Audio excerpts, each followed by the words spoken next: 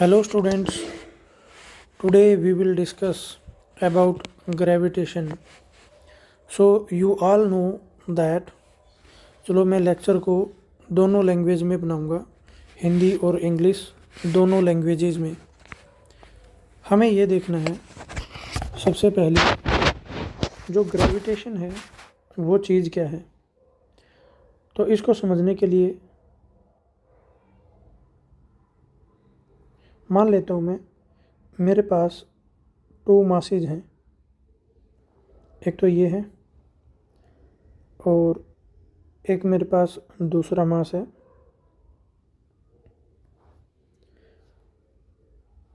तो ये जो मासेज हैं इनके बीच में फोर्स ऑफ अट्रैक्शन लगता है।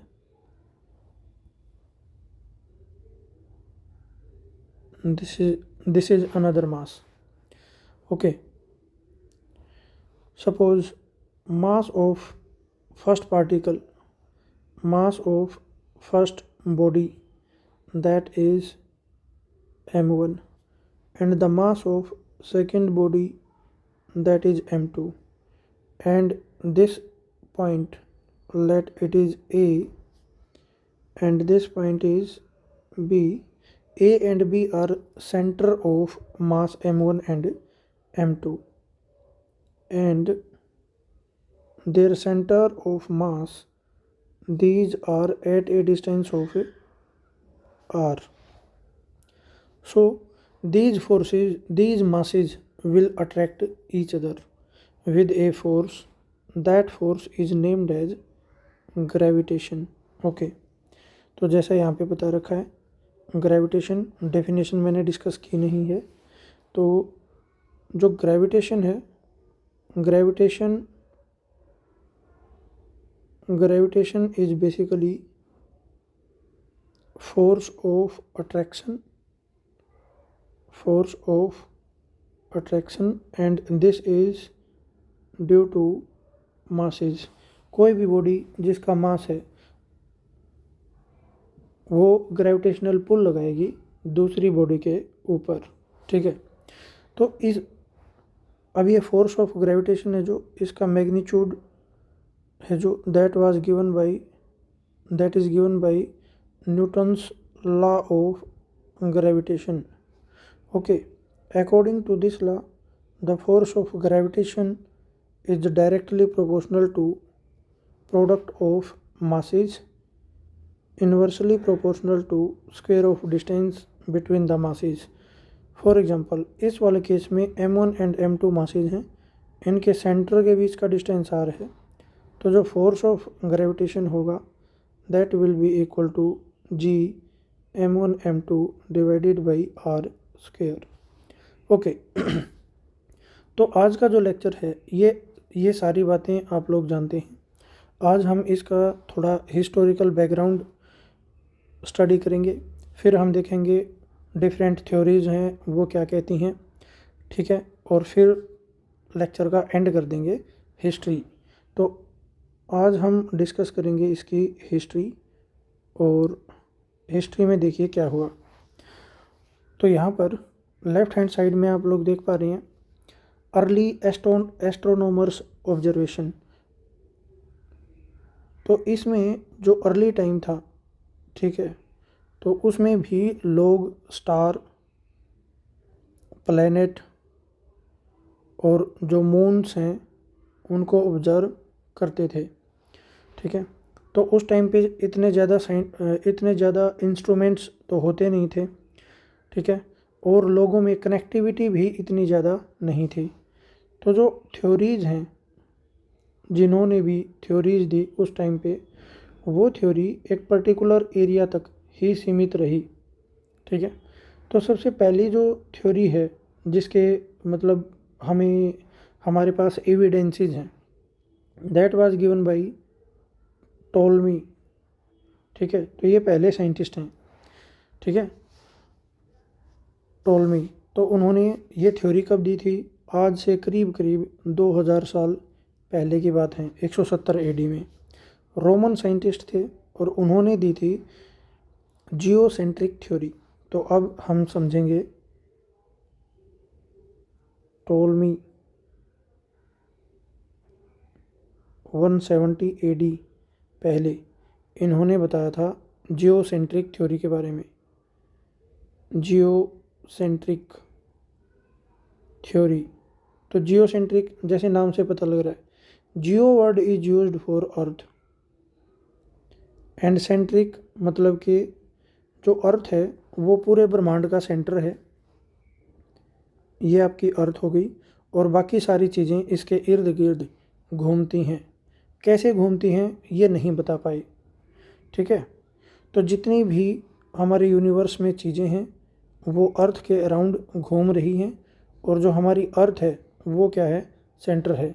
तो इस टाइप की जो थ्योरी है, और एक बात मानी गई कि जो अर्थ है वो सेंटर है प्लस वो स्टेशनरी है, और बाकी सारी चीज़ें इसके अराउंड रिवॉल्व कर रही हैं, चाहे वो स्टार है, चाहे वो कोई मून है, चाहे वो कुछ भी है, ठीक है। तो ये थी जियोसेंट्रिक थ्योरी जो करीब करीब 2000 साल पहले टॉलमी ने प्रोपाउंड की थी, ठीक है। इसके बाद एक इंडियन साइंटिस्ट हैं, यहाँ पर देखो आर्यभट्ट, नाम सुना होगा आपने। तो जो आर्यभट्ट हैं उनका क्या कहना है, आर्यभट्ट 498 AD, तो आज से करीब 1500 साल पहले की बातें हैं। ये इंडियन साइंटिस्ट हैं, और इन्होंने कहा कि जो अर्थ है, earth is not the centre. इन्होंने कहा कि जो अर्थ है वो खुद ही सन के अराउंड घूमती है, ओके, और ये अपने एक्सिस के अराउंड भी रोटेट करती है, ठीक है। So Aryabhata was the first person who said that sun is the centre and other heavenly bodies revolve around it, okay. उसके बाद देखो, अब आर्यभट्ट ने अपनी थ्योरी जो इन्होंने दी थी, इन्होंने सन को क्या माना है, सेंटर माना है, और अर्थ अपने एक्सिस के अबाउट रिवॉल्व कर रही है, और सन के अराउंड भी रिवॉल्व करती है। अपने एक्सिस, कोई भी बॉडी अपने एक्सिस के अबाउट अगर रोटेट करती है, मोशन करती है, तो उसको बोलते हैं रोटेशन, ठीक है। और अगर कोई बॉडी दूसरी बॉडी के अराउंड मूव करती है तो उसको बोलते हैं रिवोल्यूशन, रिवोल्व, ठीक है। तो ये जो है ये रिवोल्व करती है,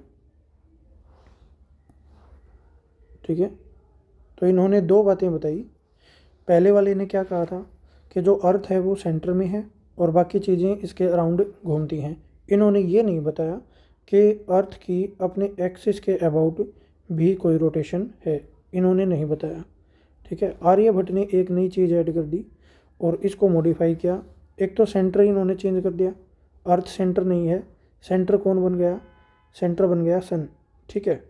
और अर्थ इसके अराउंड रिवॉल्व कर रही है। पहले हमें नहीं पता था कि जो अर्थ है वो अपने एक्सिस के अबाउट रोटेट कर रही है, तो इन्होंने बताया। तो जब अर्थ अपने एक्सिस के अबाउट रोटेट करती है उससे बनते हैं डे एंड नाइट, ठीक है। तो मान लो अब सन से जो लाइट रेडिएशन है वो ऐसे आ रही है, तो अर्थ का जो भी पार्ट इल्यूमिनेट होगा वहाँ पे डे होगा, और जो इसके बैक साइड में होगा यानी कि ये इतने वाला पार्ट यहाँ पर क्या होगी, नाइट होगी, ठीक है। तो इस रोटेशनल मोशन की वजह से क्या बन रही हैं, डे एंड नाइट, ठीक है। और यहाँ से एक और बात पता लगी, अब ये जो रिवोल्यूशन है, रिवोल्यूशन, इस मोशन की वजह से क्या बनते हैं, सीजन, ऋतुएं, ठीक है। तो वो इससे बनती हैं। और ये जो ग्रेविटेशनल पुल है इसकी ये जो ग्रेविटेशन जो है इसकी वजह से इन्होंने बताया किस तरीके से टाइड्स हैं वो एराइज होते हैं, ओके। तो देखो अब यहाँ पे मेंशन किया हुआ है आर्यभट्ट ने क्या क्या चीज़ें बताई। एक तो मून एक्लिप्स यानी कि चंद्र ग्रहण, सूर्य ग्रहण, उन चीज़ों के बारे में भी इन्होंने एक्सप्लेन किया था, ठीक है। So this was the first scientist to explain solar eclipse, moon eclipse and formation of day and night. इससे पहले वाले साइंटिस्ट ने ये बातें नहीं बताई थी। अब आते हैं हम नेक्स्ट साइंटिस्ट। नेक्स्ट है निकोलस। तो जो निकोलस साहब हैं उन्होंने क्या बताया, निकोलस कोपरनिकस, ठीक है। तो आज से करीब 600 साल पहले की बातें हैं ये, 650 साल पहले की बात है, आफ्टर डार्क एडी, ठीक है। तो इन्होंने बताया जो टोल्मी ने थ्योरी दी थी, टोल्मी ने क्या माना था, geocentric theory, this theory was criticised. इन्होंने कहा कि जियोसेंट्रिक थ्योरी है वो गलत है, अर्थ सेंटर नहीं है यूनिवर्स का, यूनिवर्स का सेंटर जो है वो है सन, ठीक है, और अर्थ इसके अराउंड रिवॉल्व करती है, ठीक है। तो ये मान लो आपकी अर्थ है और ये इसके अराउंड रिवॉल्व करी है। इन्होंने क्या बताया कि ये जो पाथ है, ठीक है, ये जो पाथ ट्रेस करती है अर्थ अपने स्टार के अराउंड, ये पाथ कैसा है, सर्कुलर, ठीक है, ये पाथ है सर्कुलर। और जो ग्रेविटेशनल फोर्स है that is acting in this direction, ठीक है। तो यहाँ पर हमें पता लग रहा है कि पाथ है, पाथ का शेप पता लग गया अब आपको। पहले पता था कि रिवॉल्व कर रही है, बट पाथ के बारे में, शेप के बारे में कोई बात नहीं बताई गई थी, ठीक है। और सन जो है वो सेंटर माना गया। तो एक नई थ्योरी आती है यहाँ पे, हीलियोसेंट्रिक थ्योरी। यहाँ पर देखो लेफ्ट हैंड साइड में ग्रीन कलर का जो नोट है उसमें लिखा है, ठीक है। तो हीलियोसेंट्रिक, हीलियो वर्ड यूज हुआ है सन के लिए, और सेंटर क्योंकि ये सन है, ये सेंटर है इस थ्योरी में। तो जो कोपरनिकस ने थ्योरी दी, उन्होंने कहा कि सन है वो सेंटर है और बाकी चीज़ें इसके अराउंड घूमती है और अर्थ भी उनमें से एक है, और जो पाथ है which is followed by heavenly bodies around the sun, that path is circular, ठीक है। तो ये है हीलियोसेंट्रिक थ्योरी, ओके। अब जो नेक्स्ट थ्योरी है, नेक्स्ट थ्योरी वाज, अब देखो ये थे ओल्डर साइंटिस्ट, ठीक है। इन्होंने जो फोर्स ऑफ ग्रेविटेशन है, फोर्स ऑफ ग्रेविटेशन, उसके बारे में कुछ भी नहीं बताया, ठीक है। तो अब तक हमने 3 साइंटिस्ट को स्टडी किया है। उनमें एक तो है टोल्मी, जिन्होंने दी जियोसेंट्रिक थ्योरी, ठीक है, जो कि गलत थी। दूसरे थे आर्यभट्ट, इंडियन साइंटिस्ट, इन्होंने बताया कि जो सन है वो सेंटर में है, ठीक है, और अर्थ खुद भी अपने एक्सिस के अराउंड रोटेट करती है। और इन्होंने क्या क्या एक्सप्लेन किया, देखो इन्होंने solar eclipse, moon eclipse, formation of day and night, इन चीज़ों को एक्सप्लेन किया। सीजन के बारे में भी इन्होंने डिस्कस किया, ठीक है। बट जिस टाइम की ये बात हो रही है उस टाइम पे आपस में इतनी दूरी पे लोग इंटरेक्शन नहीं कर पाते थे। ये थे पोलैंड के, ये थे रोम के, ये थे इंडियन साइंटिस्ट, और ये थे पोलैंड के, ठीक है। तो इनका कम्युनिकेशन कुछ हुआ नहीं, थ्योरीज हैं वो एक हाई लेवल पे डेवलप नहीं हो पाई, ठीक है। तो अब हम इनकी मॉडर्न थ्योरी, ये तो हमने हिस्ट्री देख ली, अब मॉडर्न थ्योरी है उसको डिस्कस करेंगे। मॉडर्न टाइम में जो थ्योरी डेवलप हुई उनमें किन किन का कंट्रीब्यूशन है। तो जो ओल्डर थ्योरी हैं उनमें भी हमने 3 साइंटिस्ट का कंट्रीब्यूशन स्टडी किया। जो न्यू थ्योरी है उसमें भी हम 3 साइंटिस्ट का कंट्रीब्यूशन स्टडी करेंगे। ये देखो, तो ये सेकंड ट्राइड लिखा है। सेकंड ट्राइड मतलब कि पहली जो तिकड़ी है, पहली तिकड़ी में हमारे पास 3 साइंटिस्ट हैं, ठीक है। एक तो टोल्मी, और दूसरे आर्यभट्ट, और तीसरे कोपरनिकस, ठीक है। नेक्स्ट, अब जो न्यू ट्राइड है, ठीक है, सेकंड ट्राइड है आपका, उसमें भी हमारे पास 3 साइंटिस्ट हैं। एक तो है न्यूटन, वेरी फेमस, अनदर हैं हमारे गैलीलियो, उल्टा लिख दिया मैंने, इनको हमें स्टडी करना है। पहले गैलीलियो, पहले हैं गैलीलियो साहब, दूसरे हैं हमारे केपलर, ठीक है, और लास्ट में हमारे पास हैं न्यूटन, ठीक है। तो Galileo was the first person. अब ये जो हैं ये हैं मॉडर्न मैन, मॉडर्न साइंटिस्ट हैं, ठीक है। इनकी जो ऑब्जर्वेशन है उनको हम बारी बारी देखेंगे।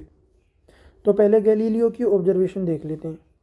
गैलीलियो ने कहा, Galileo was the first to observe, पहला गैलीलियो। इन्होंने क्या कहा, इन्होंने कहा कि अगर मान लो ये अपना अर्थ सरफेस है और ये है h हाइट, और इतनी हाइट से मैं अलग अलग मास की बॉडीज़ को गिराता हूँ तो ये सेम टाइम पे पहुँचती हैं। तो अर्थ सरफेस के ऊपर ये सेम टाइम पे पहुँचेंगी। तो यहाँ पर आप देख पा रहे हैं ये सबसे छोटा मास है, ये है आपका M2 और ये है आपका M3। M3 सबसे बड़ा है, M2 दूसरे नंबर पे और M1 सबसे छोटा है। तो अगर मैं इनको सेम हाइट से गिराऊंगा तो ये अर्थ सरफेस के ऊपर सेम टाइम में पहुंचेंगी, टी टाइम में पहुंचेंगी। तो ऐसा कब पॉसिबल है, जब तीनों का जो एक्सेलरेशन है वो सेम हो। तो यहाँ पर हमें पता लगा कि जो एक्सेलरेशन है वो इंडिपेंडेंट ऑफ मास है, मास के ऊपर डिपेंड नहीं करता, ठीक है। एक बात तो ये पता लगी। दूसरी बात, जो मासेज हैं दे ऑलवेज कम डाउन। इसका मतलब क्या है कि ये जो अर्थ सरफेस है, ये जो अर्थ है, अर्थ इन मासेज के ऊपर कोई फोर्स लगा रही है, ठीक है। तो देखिए फर्स्ट ऑब्जर्वेशन क्या है, all material object fall down with constant acceleration, different masses falling from the same height reach the earth at the same time, ठीक है। तो अब जो नेक्स्ट साइंटिस्ट हैं ज़्यादा ये कुछ बता नहीं पाई इस थ्योरी ये क्यों हो रहा है, ठीक है। तो जो सेकंड साइंटिस्ट हैं केपलर, केपलर ने थोड़ा सा ज़्यादा स्टडी की, उनको कुछ ज़्यादा फैक्ट्स की जानकारी हासिल हुई और उन्होंने laws of planetary motion, laws of planetary motion propound किए, ठीक है। First law, second law, third law, इन्होंने थ्री लॉज मैथमेटिकली यानी कि थ्योरेटिकली इन्होंने 3 लॉज के बारे में बताया, ठीक है। उसके बाद जो मोस्ट इम्पोर्टेंट साइंटिस्ट हैं वो है न्यूटन, ठीक है, और इन्होंने दिया universal law of gravitation, universal law of gravitation, it was given by Newton. तो इसको आप बोलते हैं न्यूटन्स लॉ ऑफ ग्रेविटेशन भी बोलते हैं।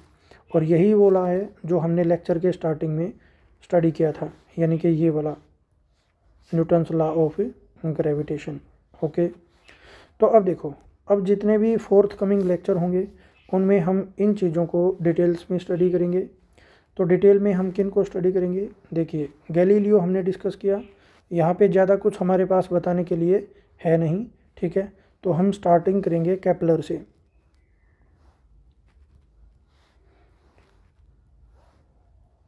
ठीक है। तो केपलर एंड न्यूटन, इनके ऊपर हमारा फोकस रहेगा, इन्हीं से हमारी सारी चीज़ें ग्रेविटेशन के रिगार्डिंग सॉल्व हो जाती हैं। थोड़ा बहुत मैथमेटिक्स होगा, थोड़ा अपना दिमाग लड़ाएंगे, थोड़ा सा सर्च करेंगे, थोड़ा थ्योरीज हैं उनको कुछ चीज़ें याद करेंगे और सारी चीज़ें हमारी सॉल्व हो जाएंगी। तो जो नेक्स्ट लेक्चर होगा उसमें हम केपलर्स लॉज ऑफ मोशन है वो स्टडी करेंगे, ठीक है। और फर्स्ट, सेकंड, थर्ड लॉ हैं इनको हम स्टडी करेंगे, okay. Thanks for watching the lecture, stay tuned and gain knowledge. Thanks for watching, please share and subscribe.